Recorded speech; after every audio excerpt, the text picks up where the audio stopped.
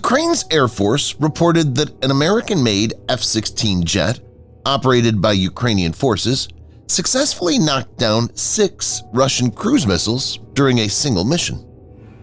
Air Force spokesman Yurii Ihnat stated that the interception occurred on December 13, 2024, amidst a large-scale Russian aerial assault involving nearly 200 drones and 94 missiles.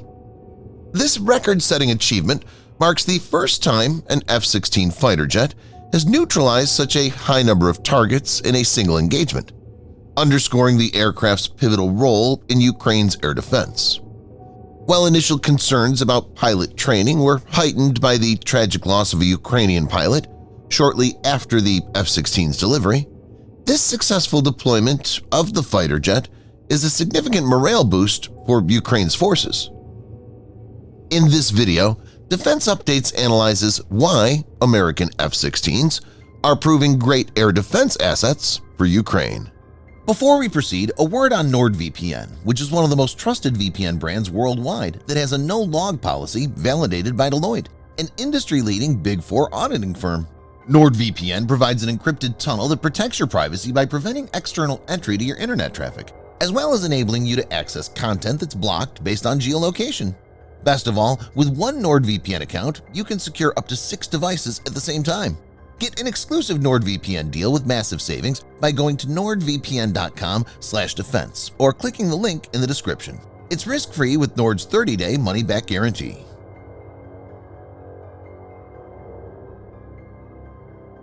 The pilot, whose identity remains undisclosed for operational security reasons, showcased remarkable expertise by utilizing the F-16's agility and advanced targeting systems to maximum effect. "Everything happens for the first time. I tried, it worked," the pilot shared in a debriefing. Using only 4 air-to-air missiles and the aircraft's onboard cannon, the pilot navigated an intense battlefield that saw over 200 drones, ballistic missiles, and 94 cruise missiles deployed by Russia. The operation began as a pilot intercepted a group of 8 cruise missiles headed toward Ukrainian territory. "The targeting officer guided me to the enemy targets. My radar detected interference, indicating the missiles were equipped with electronic countermeasures," the pilot explained. Despite these challenges, all intercepted missiles were successfully neutralized. The pilot downed 1 pair of Russian projectiles with medium-range missiles and another pair with short-range missiles. 2 missiles were destroyed using the F-16's gun in close-range combat, a first in the jet's operational history. "When I spotted the last missile, I realized I had only the cannon left," the pilot recounted. "I aligned with the target, accounting for its speed and trajectory. A few bursts from the cannon, and I saw the explosion." Ukraine's Air Force Command stated that its pilots had previously practiced shooting down missiles using aircraft cannons in simulators, but had not executed this maneuver in real combat until now.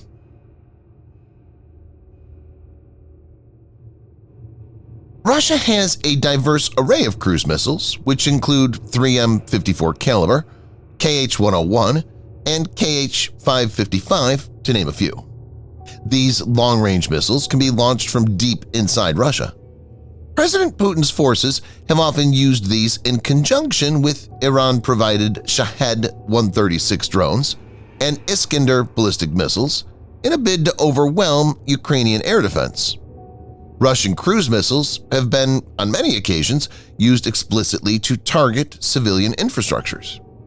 It's estimated that by mid-2024, Ukraine only had a third of its pre-war electricity generating capacity, and some gas distribution and district heating had been hit.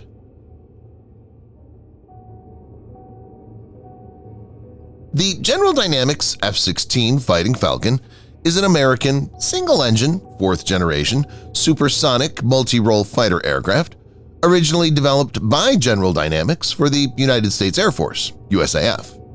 Designed as an air superiority day fighter, it evolved into a successful all-weather, multi-role aircraft with over 4,600 built since 1976.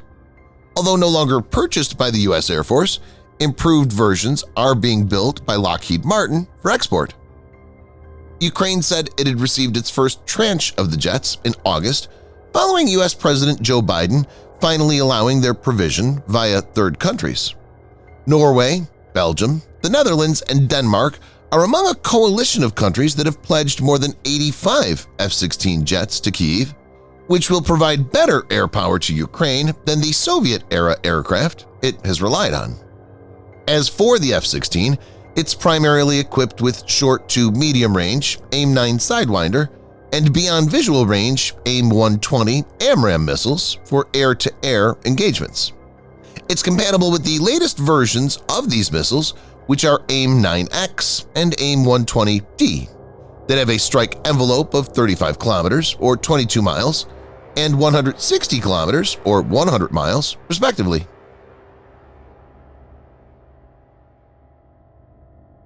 While ground-based defense systems provided to Ukraine, like Patriot and Iris-T, have proven to be effective, F-16 provides flexibility. They can be swiftly shifted from one sector to another if required. Ukraine Air Force spokesman Yurii Ihnat, as well as other sources, disclosed some aspects of this extraordinary engagement, but critical information has been withheld for obvious reasons. Viewers may note that the F-16 is equipped with an advanced data link named Link 16 that allows it to share information with other aircraft and ground stations, improving situational awareness.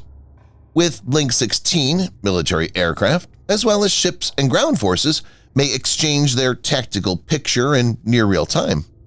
Link 16 also supports the exchange of text messages and imagery data and provides 2 channels of digital voice, 2.4 kilobits or 16 kilobits in any combination. So the F-16 will have excellent situational awareness, as it will most likely fly with supporting NATO AWACS, or Airborne Warning and Control System. AWACS aircraft can operate outside the Ukrainian skies and still provide valuable inputs to the F-16s. It's likely that NATO AWACS aircraft supported this mission given the vast airspace and limited availability of F-16s for Ukraine.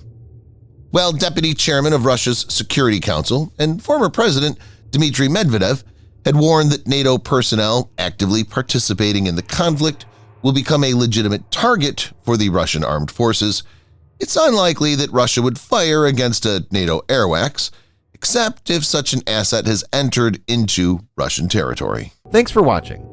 Subscribe for more videos like this. Hit the like button if you find the video interesting, and kindly provide your feedback in the comment section. This will help us improve.